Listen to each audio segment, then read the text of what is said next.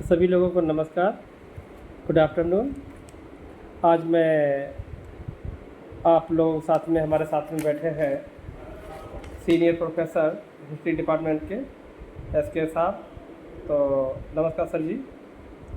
Sir जी का बहुत योगदान रहता है मेरे साथ में, उनका बहुत सहयोग रहता है और काफ़ी चीज़ों पे मुझे सचेत करते रहते हैं, जानकारी देते रहते हैं। इसके लिए उनको बहुत बहुत धन्यवाद। और गाइड करते रहते हैं अपने छोटे भाई की तरह।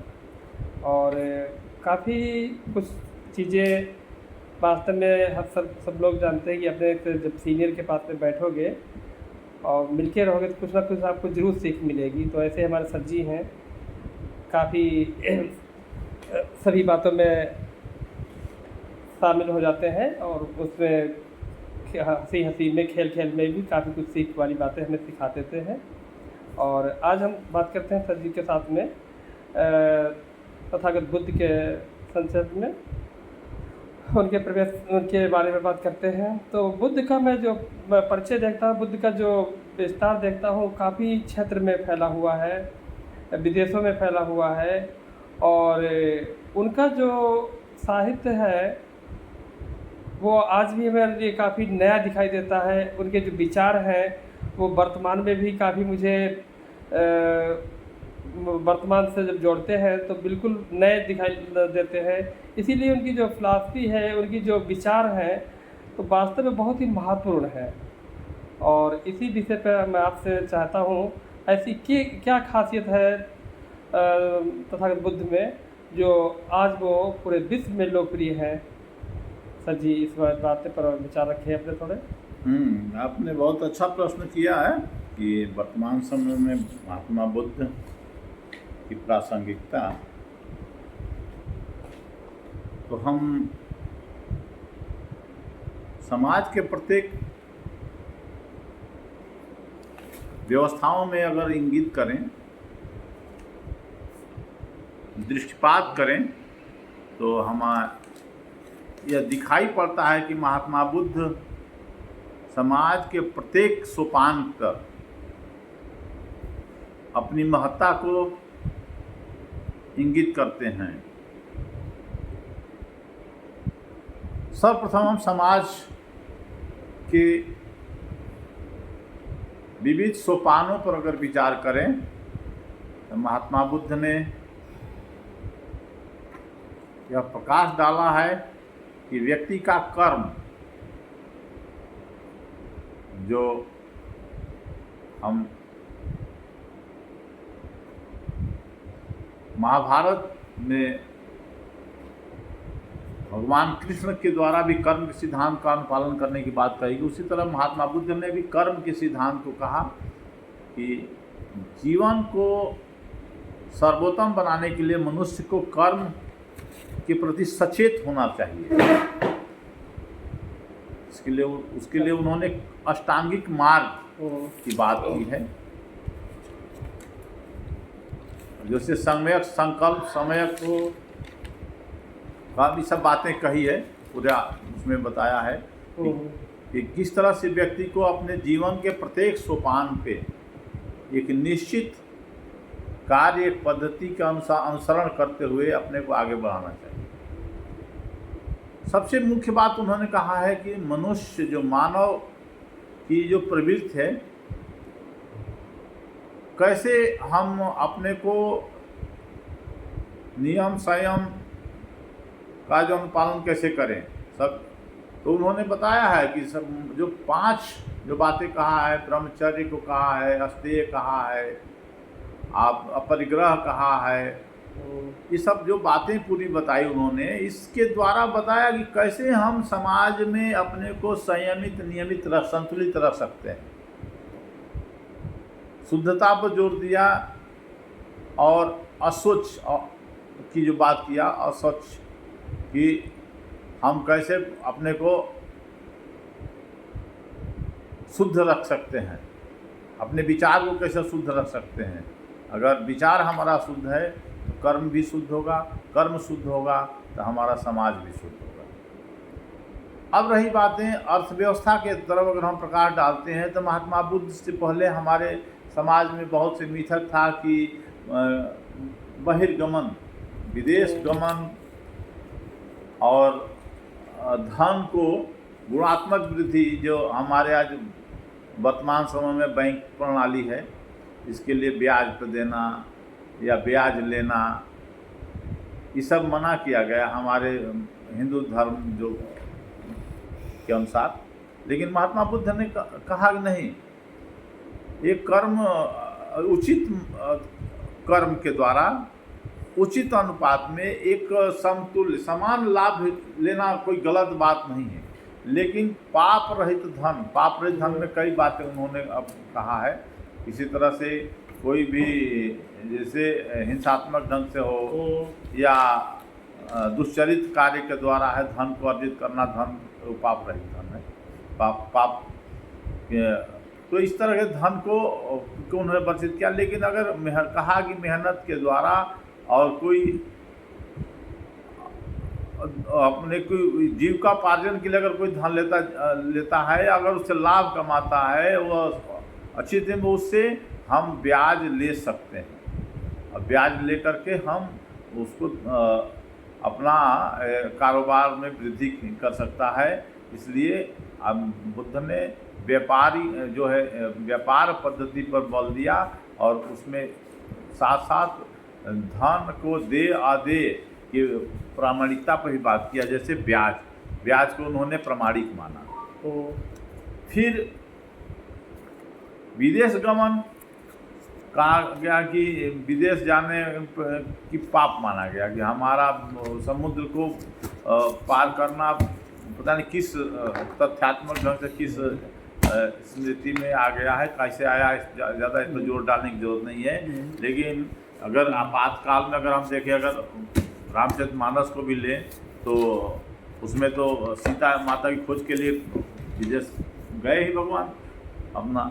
लेकिन फिर भी हम ये कहना है कि उन्होंने व्यापार की पद्धति को बल दिया। महात्मा बुद्ध ने वर्तमान जो आज देखा जा रहा है, हम वर्तमान समय में विश्व से भौगोलिक और के रूप से जीव अर्थव्यवस्था से हम देखते हैं कि किस तरह से लोग अंतर्राष्ट्रीय स्तर पे अपने को अपने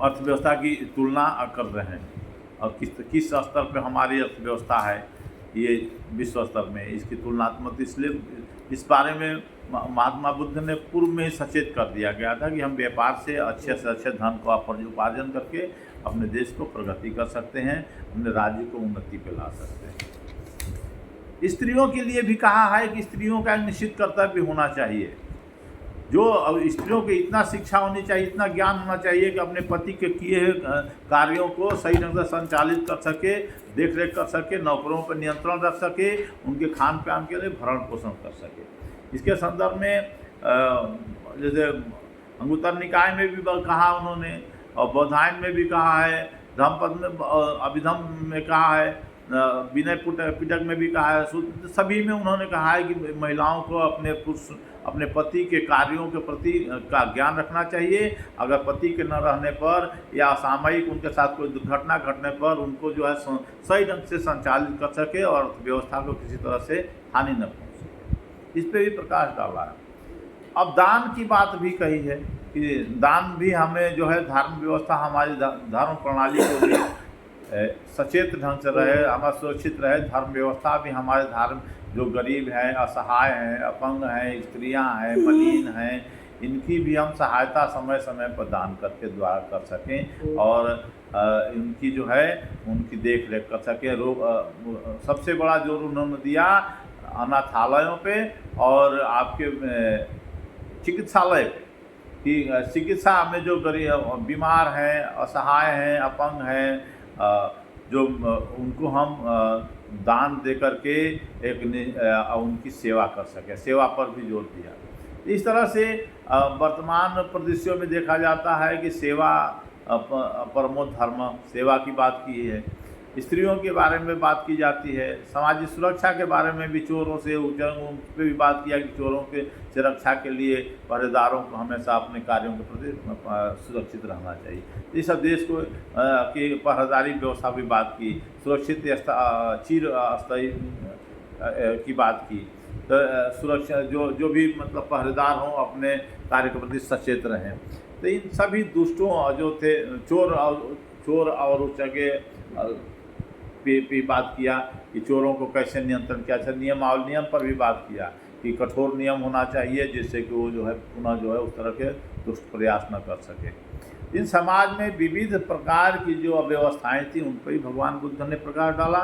समाज में जो महिलाओं के प्रति या गरीब और अछूत इन सभी के प्रति जो अव्यवहारिक सामाजिक जो प्रणाली थी जिसमें जिसके साथ अव्यवहारिक ढंग से अत्याचार होता था उन पर भी प्रकाश डाला, उनको दूर करने के बहुत से मार्ग बताया।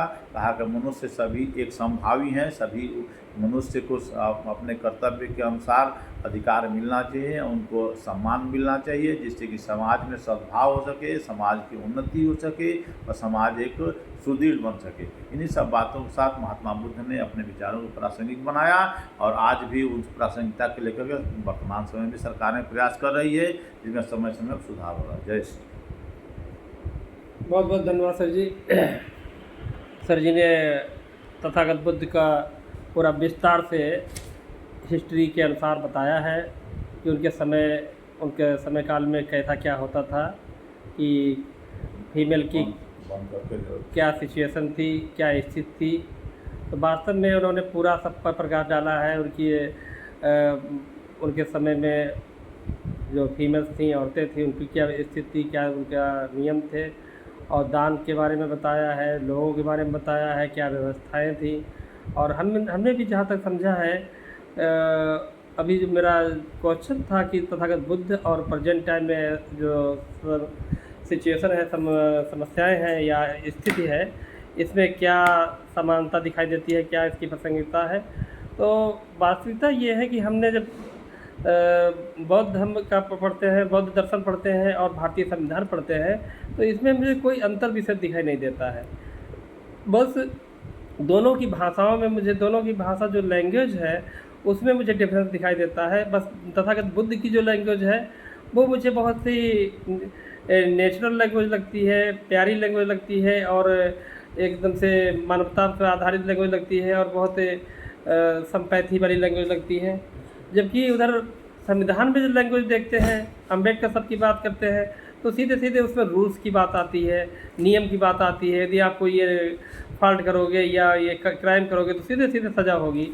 सज़ा उधर हम बौद्ध धर्म में भी देखते हैं, जो उनका संघ था, बौद्ध संघ चलता था, उसमें भी महिलाएं जा सकती थी, महिलाएं भी भाग लेती थी, और नियम भी थे उसमें भी।